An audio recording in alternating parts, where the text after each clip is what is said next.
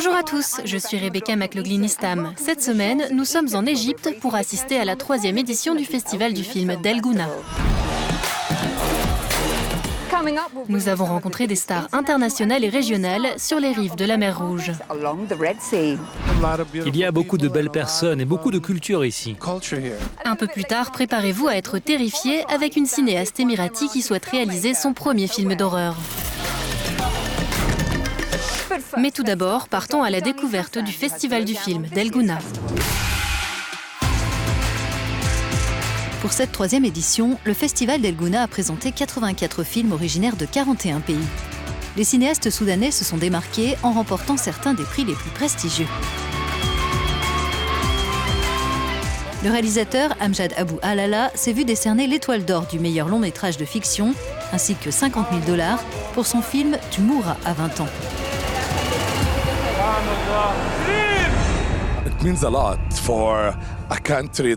Ça veut dire beaucoup pour un pays qui ne fait pas de cinéma. C'est une mauvaise chose qu'il n'y ait pas d'industrie du cinéma au Soudan. Et je pense que c'est utile de raconter ces histoires jamais entendues. Un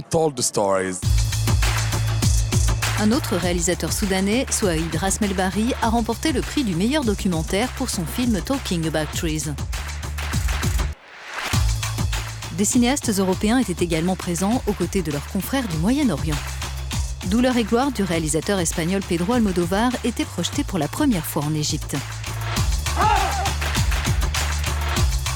La journaliste et réalisatrice française Caroline Fourest a présenté son premier film de fiction, Sœurs d'armes. Il raconte le calvaire et le combat contre l'organisation État islamique de femmes yézidis, une communauté ethno-religieuse kurde du nord de l'Irak. Et renvoyées chez elles pour être des esclaves. Nous faisons des films pour franchir les frontières et ce film est très spécial parce que c'est le premier film de guerre féministe. Il montre que les femmes ont vraiment terrorisé les djihadistes pendant la guerre et le diffuser ici en Égypte, c'est vraiment quelque chose de très spécial. Le tapis rouge n'a pas déçu. Les acteurs et réalisateurs étaient sublimés par les tenues de créateurs du Moyen-Orient. Mais tout n'était pas que paillettes et glamour. L'UNICEF et le Festival Al Gouna ont signé un accord pour soutenir les droits des enfants défavorisés en Égypte et dans la région d'une durée de 5 ans. Ces organismes espèrent que la voix des plus vulnérables sera entendue à travers le cinéma.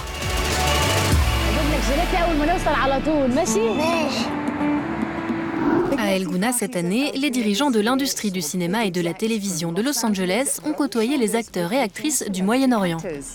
Pour savoir quels étaient les principaux sujets de discussion, j'ai rencontré ces VIP. Lors de cette 3e édition, 3 thèmes ont dominé les conversations. L'émergence des films soudanais, les nouveaux dialogues plus dynamiques utilisés par les cinéastes tunisiens et l'émergence d'une industrie régionale du divertissement sur le modèle d'Hollywood. Pour parler de ces productions, j'ai rencontré Lindsay Sloan des studios MGM à Los Angeles. Elle a notamment travaillé sur la série primée The Handmaid's Tale, une adaptation du roman dystopique de Margaret Atwood. Heresy. That's what you get punished for. Because officially, there is no resistance. Lindsay, je suis ravie de vous voir à El Gouna. Merci à vous. Selon vous, quelle a été la clé du succès de The Handmaid's Tale ? Lorsque nous le faisions, on savait que c'était spécial et que c'était une bonne série. Mais on ne sait jamais comment ça va fonctionner avec le public, s'il va penser la même chose. Nous sommes très chanceux que ça ait marché et très reconnaissants. Les fans seront très heureux d'apprendre que la série n'est pas terminée. Pouvez-vous nous en dire plus ? Non, nos scénaristes viennent tout juste de commencer la saison 4, donc elle sortira l'année prochaine. Peut-on établir des parallèles entre l'industrie cinématographique en plein essor de la région MENA et celle des États-Unis à ses débuts ? C'est étonnamment similaire. J'ai eu la chance de venir au festival l'année dernière et j'ai été étonnée de voir que l'art est vraiment un langage universel et que les gens y mettent tout leur cœur et leur âme et le célèbrent, comme nous le faisons aux États-Unis. C'est très agréable de voir cela. Au début de votre carrière, vous pensiez comme un homme, mais vous agissiez comme une dame, selon vos propres mots. Vous étiez aussi la seule femme de votre service. Les choses ont-elles changé ? Oui, beaucoup de choses ont changé depuis mes débuts lorsque j'étais la seule femme de mon département. Mais je dois avouer que j'ai été très chanceuse et que d'autres femmes n'ont pas eu la même expérience. Dans mon département, j'étais très écoutée. On appréciait que j'apporte un regard différent. Si vous deviez donner un conseil à une femme qui voudrait embrasser la même carrière, que diriez-vous? De ne pas avoir peur d'exprimer ses opinions.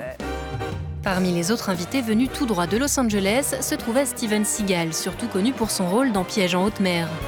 Je lui ai demandé si les récents changements technologiques et sociaux à Hollywood, notamment en termes de salaire, étaient selon lui une bonne chose. Je pense que c'est une question un peu politique. Mais pour être honnête, je pense que dans certains domaines, il y a eu des progrès merveilleux et très inspirants. Et que dans d'autres domaines, ça va plutôt dans une très mauvaise direction. Il y a un peu deux mondes qui vont dans des directions opposées. Ce n'est pas facile de percer dans cette industrie. Quel conseil vous donneriez-vous si vous deviez tout recommencer à zéro? À mon humble avis, il faut faire des choses dans lesquelles vous croyez sincèrement.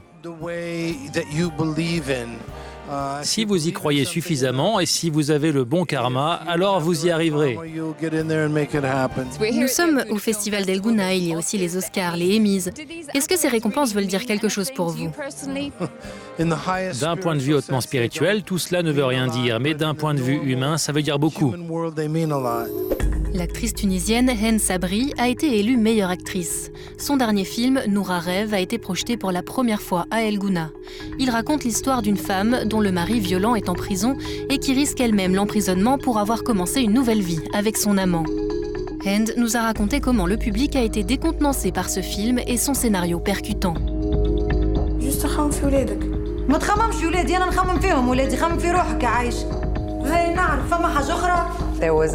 Il y a eu 2-3 minutes de silence à la fin du film avant les applaudissements.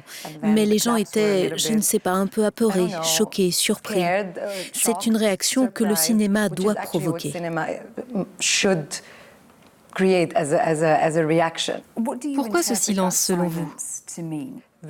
Cette absence de jugement tout au long du film et cette zone grise dans laquelle sont plongés tous les personnages, tout cela est nouveau pour le public arabe. Il est plus habitué à ce que le cinéaste pense pour lui ou juge pour lui. Vous avez dit dans le passé que vous n'étiez pas intéressé par une carrière à Hollywood, que cela compromettrait votre identité arabe. Pensez-vous toujours cela, maintenant que les acteurs arabes sont sur le devant de la scène? Ce que je voulais dire, c'est qu'on a davantage besoin de moi pour jouer des rôles différents, tout en gardant mon identité arabe, plutôt que pour des rôles stéréotypés à Hollywood qui montreraient une seule facette de l'identité arabe. Dernièrement, vous avez exploré le genre de l'horreur, une nouveauté pour vous. Est-ce un genre qui plaît ici? Y a-t-il un nouveau public au Moyen-Orient et en Afrique du Nord?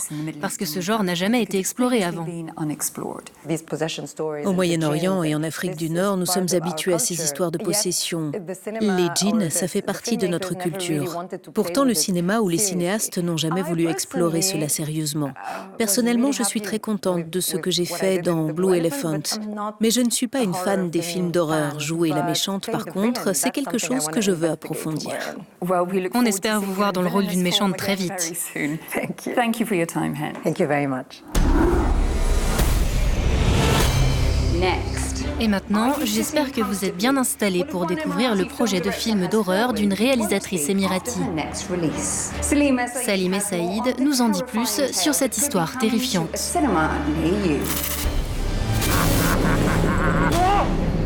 Le genre de l'horreur n'a jamais été réellement exploré par les réalisateurs arabes dans la région. Mais Naila Al-Khaja espère bien changer cela. Cette réalisatrice indépendante a participé à la création de l'industrie cinématographique aux Émirats il y a 15 ans. Les gens ne s'intéressaient pas au cinéma. Quand vous vouliez faire un film, ils ne comprenaient pas l'intérêt, à moins qu'il ne s'agisse d'une publicité télévisée. Depuis, Naila a abordé des sujets controversés, avec des films comme Animal en 2016, sur un père sociopathe qui tourmente sa famille.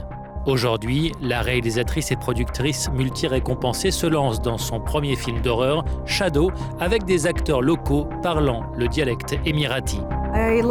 J'aime l'horreur parce que j'ai grandi dans une atmosphère de peur.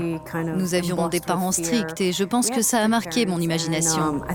J'aime beaucoup jouer avec la lumière pour créer une ambiance.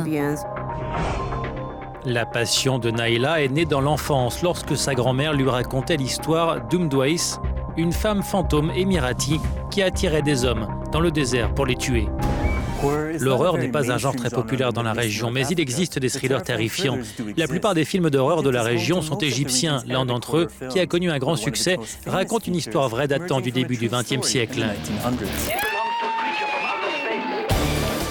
Raya et Soukaina étaient 2 tueuses en série qui, avec leur mari, ont tué et enterré environ 17 femmes dans leur maison d'Alexandrie.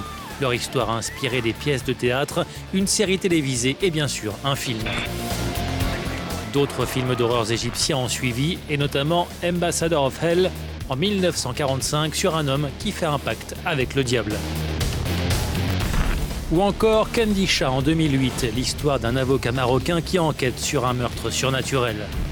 Et bientôt s'ajoutera à cette liste Shadow de Naila Al-Haja qui espère faire frissonner le public à la fin de cette année. Voilà, il est temps pour moi de vous dire au revoir depuis le tapis rouge. N'oubliez pas, tous nos contenus supplémentaires sont sur les réseaux sociaux. Avant de nous quitter, voici les publications Instagram de célébrités qui ont retenu notre attention cette semaine. L'auteure-compositrice Lara Skandar qui portait cette robe de velours du designer libanais Nicolas Gibran. Et la présentatrice Enji Kiwan avec sa robe haute couture de la maison égyptienne Yeya.